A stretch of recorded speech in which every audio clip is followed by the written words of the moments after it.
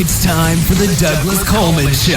Mr. Smooth and Savvy is joined by guests from all walks of life, from the entertainment industry to authors to political and social commentators, the famous and not so famous, the controversial and the light and fluffy.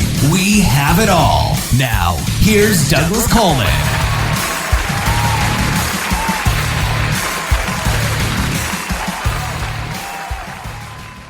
Hi, Tracey. How are you? Oh, very good. Nice to meet you. How you doing? Nice to meet you, too. Thank you for coming on the show. I appreciate it. Oh, you're welcome. I'm happy to be here. So, we're going to be talking about dragons today, huh? That's an interesting interesting topic, I think. It's one of my favorite topics, yes. Well, I see on your website that you've got several books in the Dragon Master series. This is book 4? Is that correct? Actually, no. So there are currently 26 books in the series out. That sounds like a lot of books, which it is, and I've been writing the series for 10 years. I'm celebrating that anniversary this month. And the book that just released today is called The Epic Guide to Dragon Masters, and it's a 256-page, fully illustrated book with full-color pages inside. And so I'm very excited about it because it really gives you more information and details and fun facts and secrets about all of the characters in the series. So whether kids have been reading the series for years or they just picked it up, there's lots of interesting information in this guidebook for them to find. Oh, okay. 26 books? Wow. And I see also that... Yeah. I see also that you've written more than 400 books for children over the course of your writing career so far? That is correct. I have been writing now for a little more than 30 years. I've been really fortunate to have made that my vocation for all this time, and I do it full time. And during that time, I got my start writing a lot of books based on licensed properties like cartoons and video games. So, for example, I wrote a lot of Pokémon books. And back when Pokémon just came out, the demand was so great. You know, I would sometimes only get 2 weeks to write a whole chapter book. So that's one reason why my title count is so high. Pokémon books. Now, did you have to do anything in terms of copyright issues with that? Well, what happens with licensed properties is that publishers bid for the right to write books using the license. So Scholastic won the license. They had the license for about 10 years to write Pokémon books, and then the publisher works with the licensor to develop the property, and they work with authors like me to tell stories based on either the cartoon episodes or the characters. And so, yeah, that's how that works. Oh, I see. Okay. Do they give you any sort of guidelines with their particular, like requirements? Oh, well, you can write the story this way, but we don't want you to do this, or you know what I mean? Or are you pretty much free to do whatever you want with the character? Oh, so those of us who work or have worked in licensed publishing are certainly not usually free to do whatever we like.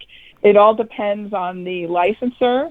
For example, I write books now based on the characters of Lego Ninjago.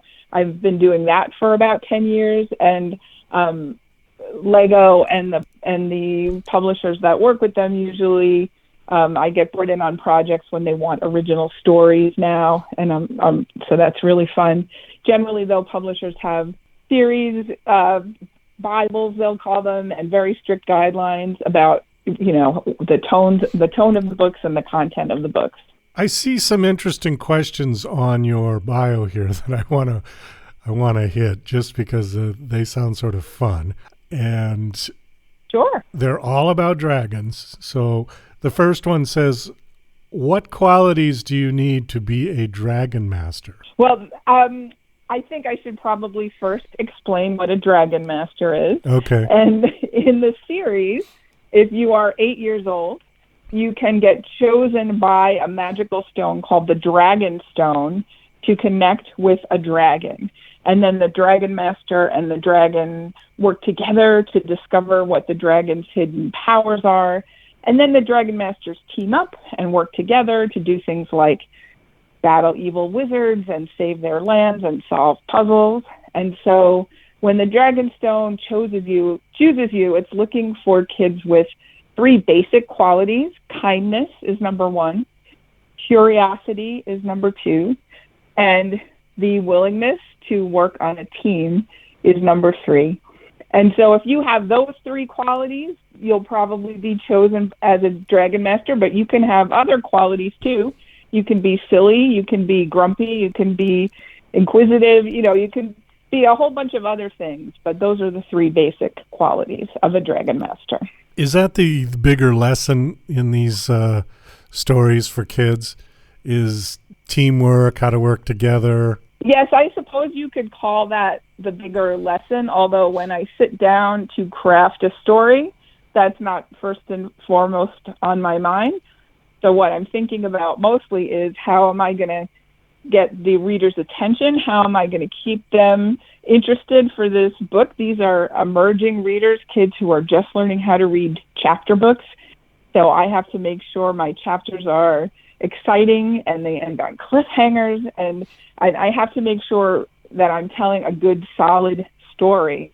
But in the course of that, basically the stories are about kids who work together to achieve a goal, and in the end, they succeed. So along the way, yes, they do end up modeling what I would say is, important behaviors. So they learn how to overcome their fears, and they might learn that it's okay to fail. So those ideas come up in the stories, but they're not why I craft the stories necessarily. Okay, as I mentioned before, you've written over 400 books for children. Is there a particular knack or something for writing books for children that maybe people who write books strictly for adults wouldn't have? I mean, is there something different about it, a different approach? Oh, that's a really excellent question. I think in my case, the reason why I gravitated toward writing children's books is that I loved books as a kid, and I loved books that sparked my imagination. And I think you have to, I clearly remember what it was like to be a kid. And yeah, I think you still have to have that connection to your childhood. But there are all kinds of adults who write children's books, and we're all different. So I would say maybe that's true of me. 10 years of writing about dragons. Have you not exhausted all your possible scenarios, or what keeps it fresh? I think the formula that we came up with is that in each book you meet a new dragon who is a special type. So there is a time dragon and a sound dragon and a gold dragon, and they're all different types of dragons. So you meet a brand new one each time, and you also meet a new dragon master for that dragon. And I think the way this series works and makes it popular among kids is, kids are naturally collectors, right? And they're interested in stats and facts and figures, believe it or not. And so I think this model works for kids because they look forward to meeting the new dragons and learning about what the dragons are going to be like, and then it sparks their imaginations. So as long as I can keep coming up with new types of dragons, I'll always be able to come up with an exciting story. If I can resonate with the new dragon that I create, I ask myself a lot of what if questions, let my imagination take different paths, and usually come up with something fresh and new that I know kids are going to respond to. Okay, so each book has a different... each book has a different dragon. Are the human characters in the books, do they move from one book to another, or do you have all new human characters as well? Oh, so we have in the series what I would call, I guess, the core four. So in the when I was first hired to write the series, we met 4 dragon masters, 4 kids Drake, Rory, Anna, and Bo. And they are the four main characters in the series who you will see again and again in the series. And there is one main character, Drake, who sort of takes the place of the reader of the story. And so we meet each new character and we go into each new story through the eyes of Drake. And I think that's also helpful to reach readers of this age, because there is consistency for them. They always know that they're going to see the story through Drake's eyes and meet somebody new. But aside from those core four, as I said, you'll always meet a brand new Dragon Master in each book, and usually some interesting side characters too. Do you have kids of your own? I have 3 stepkids who are all grown up now, but of course, I've been writing for 30 years, so they were along with me for most of that ride. Well, I was going to ask, since you said that it's been 30 years, so when your kids were little, were they any inspiration for you to write or to start writing children's books, or do they have any participation in your writing? Well, what inspired me to start writing was back when I was 8 years old and a voracious reader and lover of books, and an author came to our second grade classroom in person, and I was able to see that authors were real, living, breathing people and not just a name on a book cover. And that planted a seed in my mind that, hey, I'm going to grow up and try to write books, and I want to write children's books specifically. I just always knew that. So by the time my stepkids came into my life, I had already been writing for quite a while. I'm also an aunt. So, of course, anytime you're around kids, they are an inspiration. Their personalities, their likes, their dislikes are always inspiring. But then again, for writers, we're usually pretty good observers of the humans around us, and we often sneak a lot of characteristics and of people we know into our characters and our stories. We've got just a couple of minutes left. I wanted to quickly touch on some of your other series. Since you have so many books, let's cover a few of the other series. Okay. Underdog series, is that... Now, I remember the cartoon. Is that anything related to that? No, it is not. But I will tell you, I was quite a big fan of the Underdog cartoon. Okay. This is a series that was created along with Scholastic and Scholastic Australia and a wonderful illustrator and creator named Kyla May. And we wanted a story about dogs who live in a place where everyone around them is the best in show, except for them. And so that was a story about showing that you can embrace your flaws, and you don't have to be a winner all the time, and you don't have to be perfect to succeed. And that's, the title, The Underdogs. But no, not about the beloved superhero of my childhood. Okay, the other one I see on here is called the Pixie Tricks. That's kind of a take from the Dixie Chicks, I guess? Oh my goodness. Not really. Not really? Okay. Pixie Tricks.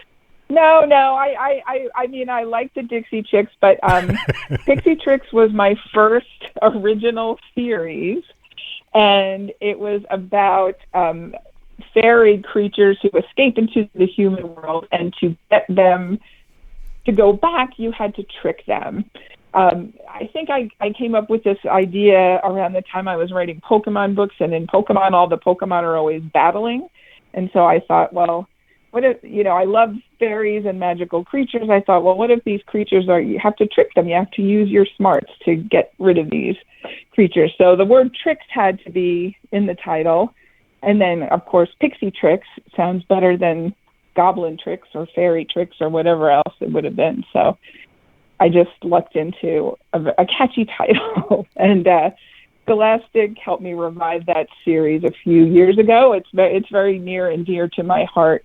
I do enjoy, as with the dragons, a lot of my career I've been writing either fantasy or fantasy adjacent, and love reading about mythological creatures and creating new stories about them.